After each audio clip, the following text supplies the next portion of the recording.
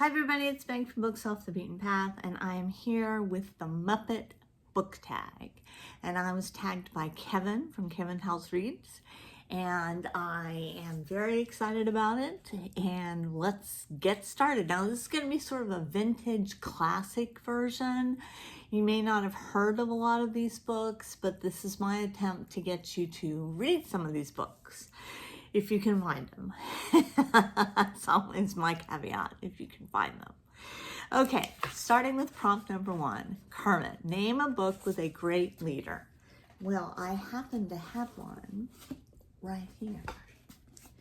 Meditations by Marcus Aurelius. Now, Marcus Aurelius, this is like the only book that I sort of consider philosophical. I don't know like if Mark from Book Ramble would consider it philosophical, but I consider it philosophical, that I have read all the way through and have enjoyed immensely. And isn't this a beautiful copy? This is my son's copy. I actually got this from my son, and he has enjoyed reading it too. But Marcus Aurelius, what a great leader. He and Kermit the Frog would get along so well. Prompt 2, Fozzie Bear. Name a book that makes you laugh. Okay. If you can find any of these, Beverly Nichols, Mary Hall, always, any Beverly Nichols makes me laugh. I haven't read all of his books, but I've read several of them, and this one is about a man who buys a dilapidated mansion after World War II and is fixing it up again. And it's about his neighbors and his butlers in there, and he just has a great time fixing up Mary Hall. It's a wonderful read, very, very fun. Okay, Animal, name a book that is unpredictable. Well, this is a book that I got from the library, but I really enjoyed it. It was The 7.5 Deaths of Evelyn Hardcastle. Now, I didn't like the ending. That was real problematic for me, but the book was so unpredictable as to where you were going this way and that way and everything like that. And when he would sort of body hop. If you haven't read it, it's really hard to explain. But I'm going to go with that one for unpredictable. Statler and Waldorf. Name a book that had to win you over. Let's see. Right here. Miss Bishop. I got this at an antique store, and usually when you buy books at an antique store, you're buying them just for decoration, but I actually read them. And this one started out kind of slow, but it ended up being one of my all-time favorite books. It's about a teacher. It's about a young woman who becomes a teacher at a Midwestern college in her life, and the ups and downs of it, and she's always wanting to go to Europe, and then somebody in her family always screws up and has to have money and she can't go to Europe and everything like that. And it's a wonderful book. Miss Bishop. What's next? Name a character that is innocent or naive or both. Well, I'm going to have to go with, I've got two of the same ones here. With Catherine, what is her name? Oh, and I have to make a correction on this too. Catherine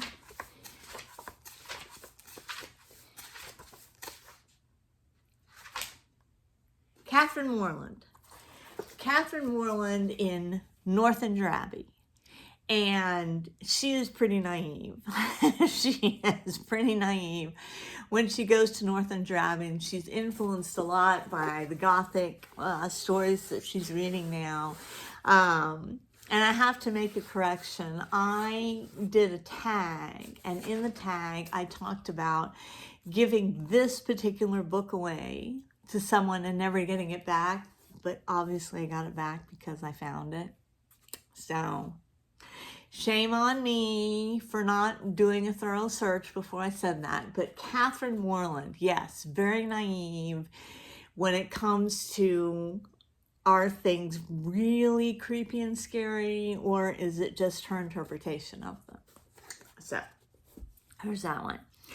Gonzo the Great, name a book that defies simple genre definitions. Well, I'm going to go again with Northanger Abbey. I'm picking it up again. It's a twofer. Because is it satire? Is it gothic? Is it gothic satire? It's, you know, it kind of bends those rules enough. I think it bends those rules enough to qualify simple genre definitions. That's what I think. So, I used that book twice. I don't know if I get points off for that. Okay, Dr. Bunsen Honeydew. Name a book with a great concept. I'm going to go with Keepers of the Faith by Emily Loring.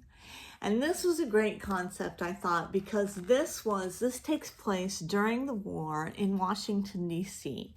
And our main character is Nan Barton. And Nan Barton is the secretary for the War Department.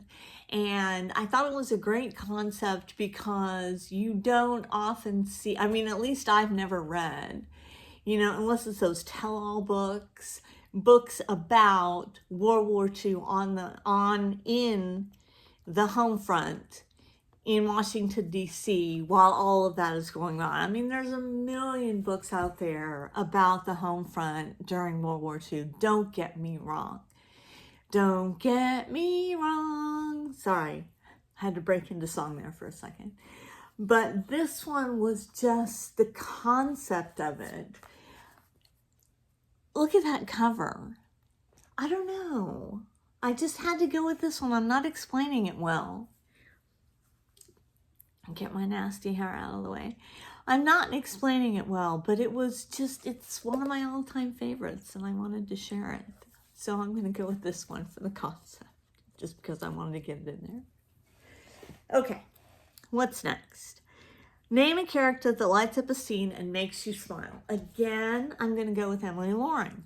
And this one is Rose Graham.